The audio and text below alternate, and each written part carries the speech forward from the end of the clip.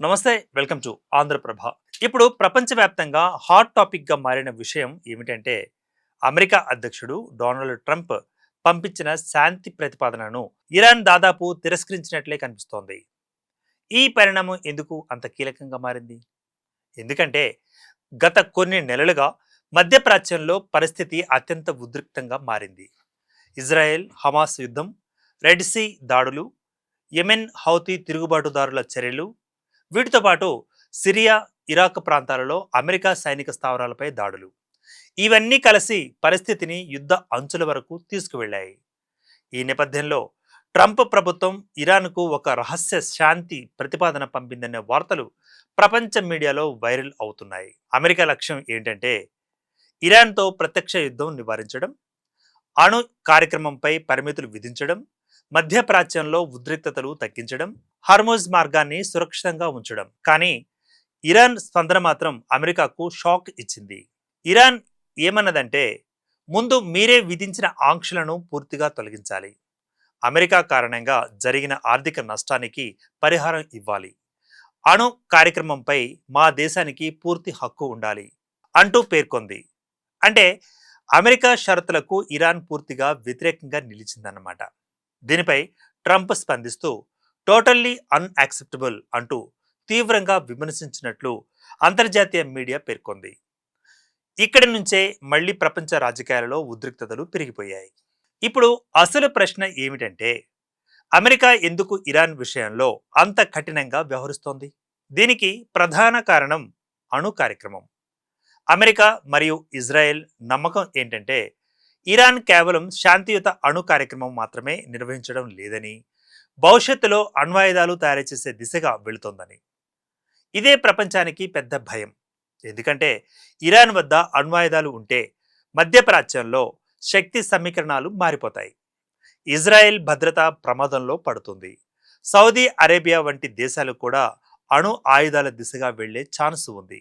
మొత్తం ప్రాంతం అణు ఉద్రిక్తతల కేంద్రంగా మారిపోతుంది. అందుకే అమెరికా ఎప్పటి నుంచో ఇరాన్పై ఒత్తిడిని పెంచుతూ వస్తోంది. కానీ ఇరాన్ ఏమని చెబుతుందంటే, అమెరికాకు వేలాది అణ్వాయుధాలు ఉంటే మాకు శాంతియుత అణు సాంకేతికత ఉండకూడదా? ఈ ప్రశ్న ప్రపంచవ్యాప్తంగా చర్చకు దారితీసింది. ట్రంప్ హయాంలో అమెరికా విధించిన ఆర్థిక ఆంక్షలు ఇరాన్ ఆర్థిక వ్యవస్థను తీవ్రంగా దెబ్బతీశాయి. ఇరాన్పై అమెరికా తీసుకున్న చర్యలేంటో ఇప్పుడు చూద్దాం.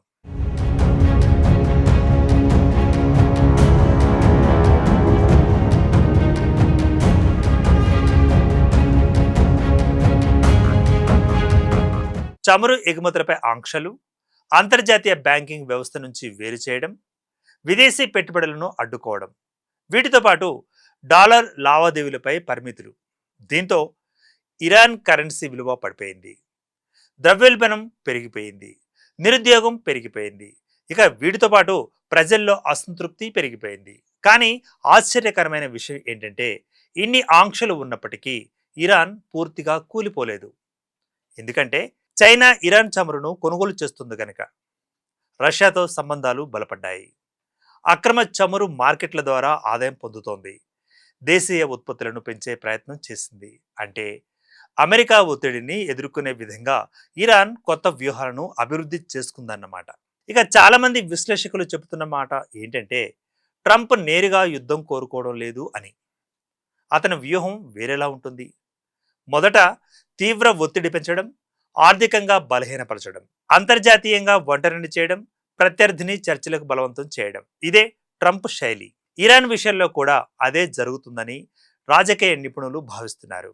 ట్రంప్ భావన ఏంటంటే, ఇరాన్ను పూర్తిగా ఆర్థికంగా ఒత్తిడికి గురి చేస్తే చివరకు అమెరికా షరతులకు ఒప్పుకుంటుంది అని.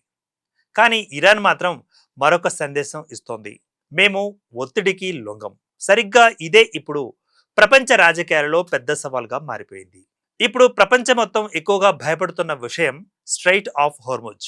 ఇది ఎందుకు అంత ముఖ్యమంటే, ప్రపంచ చమురు సరఫరాలో దాదాపు 5వ వంతు ఈ మార్గం ద్వారానే వెళుతుంది. ఈ మార్గం మూసివేస్తే ప్రపంచవ్యాప్తంగా పెట్రోల్ ధరలు భారీగా పెరిగిపోతాయి, చమురు కొరత ఏర్పడుతుంది, స్టాక్ మార్కెట్లు పడిపోతాయి, ద్రవ్యోల్బణం పెరిగిపోతుంది. దీనితో పాటు ప్రపంచ ఆర్థిక వ్యవస్థ యావత్తు దెబ్బతింటుంది. ఇక ఇరాన్ తరచూ ప్రపంచాన్ని హెచ్చరిస్తోంది, అమెరికా దాడులు పెరిగితే హార్మోజ్ను మూసివేస్తాం అంటూ. ఇది కేవలం హెచ్చరిక మాత్రమే కాదు. ఇరాన్ వద్ద ఆ ప్రాంతంలో భారీ మిసైల్ సామర్థ్యం ఉంది. సముద్ర మార్గాలను అడ్డుకునే శక్తి కూడా ఉంది. అందుకే అమెరికా నౌకాదళం ఎప్పుడు అక్కడే ఉంటుంది.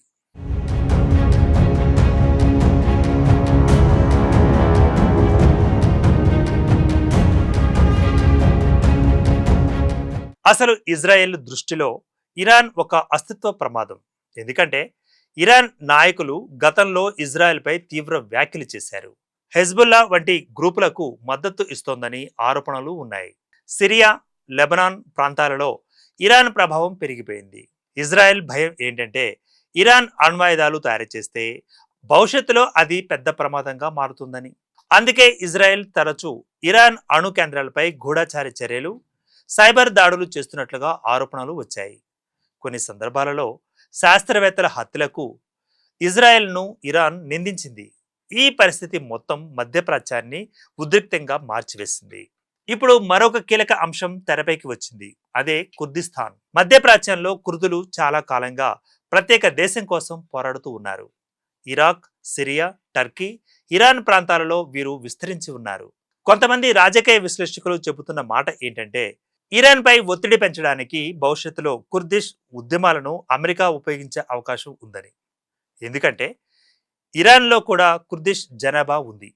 అక్కడ అస్థిరత పెరిగితే ఇరాన్ అంతర్గతంగా బలహీనపడుతుంది. అయితే దీనిపై అధికారిక సమాచారం మాత్రం చాలా పరిమితంగానే ఉంది. కానీ ప్రపంచ రాజకీయాలలో ఈ చర్చ వేగంగా పెరిగిపోతోంది. ఇప్పుడు అందరి మనసులో భయం ఒకటే, ఈ ఉద్రిక్తత మూడవ ప్రపంచ యుద్ధానికి దారితీస్తుందా అంటూ. నిపుణులు చెబుతున్నది ఏంటంటే ప్రస్తుతం పూర్తి స్థాయి ప్రపంచ యుద్ధం అవకాశాలు తక్కువ. కానీ ప్రమాదం పూర్తిగా లేదని మాత్రం చెప్పలేం. ఎందుకంటే అమెరికా ఒకవైపు, రష్యా, చైనా మరోవైపు. మధ్యప్రాచ్య దేశాల ప్రయోజనాలు వేరువేరుగా ఉన్నాయి. ఇక ఇజ్రాయెల్ భద్రతా అంశం. ఇవి అన్నీ కలిసి ప్రపంచాన్ని ప్రమాదకర పరిస్థితిలో నెట్టే ఛాన్స్ ఉంది.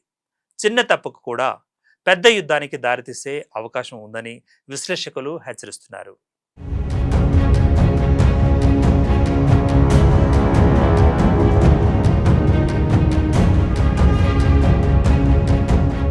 భారత్ ప్రస్తుతం చాలా జాగ్రత్తగా వ్యవహరిస్తోంది. ఎందుకంటే అమెరికా భారత్కు వ్యూహాత్మక భాగస్వామి. ఇరాన్ కూడా భారత్కు కీలక దేశం. చమురు దిగుమతులలో మధ్యప్రాచ్యం చాలా కీలకమైంది. భారత ప్రధాన లక్ష్యం ఏంటంటే ఈ ప్రాంతంలో శాంతి కొనసాగాలి, చమురు సరఫరా ఆగకూడదు, భారతీయుల భద్రత కాపాడాలి. అందుకే భారత్ ఇప్పటి వరకు తటస్థ వైఖరినే కొనసాగిస్తోంది. మొత్తంగా చూసినట్లయితే ట్రంప్ పంపిన శాంతి ప్రతిపాదన, ఇరాన్ కఠిన డిమాండ్లు, ట్రంప్ తిరస్కరణ ఇవన్నీ ప్రపంచ రాజకీయాలలో కొత్త సంక్షోభానికి సంకేతాలుగా కనిపిస్తున్నాయి. ఇది కేవలం అమెరికా, ఇరాన్ మధ్య మాటల యుద్ధం మాత్రమే కాదు. ఇది చమురు రాజకీయాలు, అణు భద్రత, మధ్యప్రాచ్య ఆధిపత్య పోరు, ప్రపంచ శక్తి సమీకరణాలు ఇవన్నీ కలిసిన భారీ జియోపొలిటికల్ గేమ్. ప్రస్తుతం ప్రపంచం మొత్తం ఒక విషయానికే ఎదురుచూస్తోంది. ట్రంప్ తదుపరి నిర్ణయం ఏంటి? ఇరాన్ వెనక్కి తగ్గుతుందా, లేదా మధ్యప్రాచ్యం మళ్లీ యుద్ధమంటలలో కాలిపోతుందా? ఇది రాబోయే రోజులలో ప్రపంచాన్ని ప్రభావితం చేసే అత్యంత కీలక అంశంగా మారింది. ఈ వీడియో మీకు నచ్చినట్లయితే లైక్ చేయండి, షేర్ చేయండి. అలాగే ఇలాంటి అంతర్జాతీయ రాజకీయ విశ్లేషణల కోసం మా ఛానల్ను తప్పకుండా సబ్స్క్రైబ్ చేసుకోండి. మీ అభిప్రాయం ఏంటి? అమెరికా, ఇరాన్ మధ్య యుద్ధం జరిగే అవకాశం ఉందా? ట్రంప్ వ్యూహం సరైనదేనా, లేక ప్రపంచానికి ప్రమాదమా? మీ కామెంట్ను తప్పకుండా తెలియచేయండి. ధన్యవాదాలు.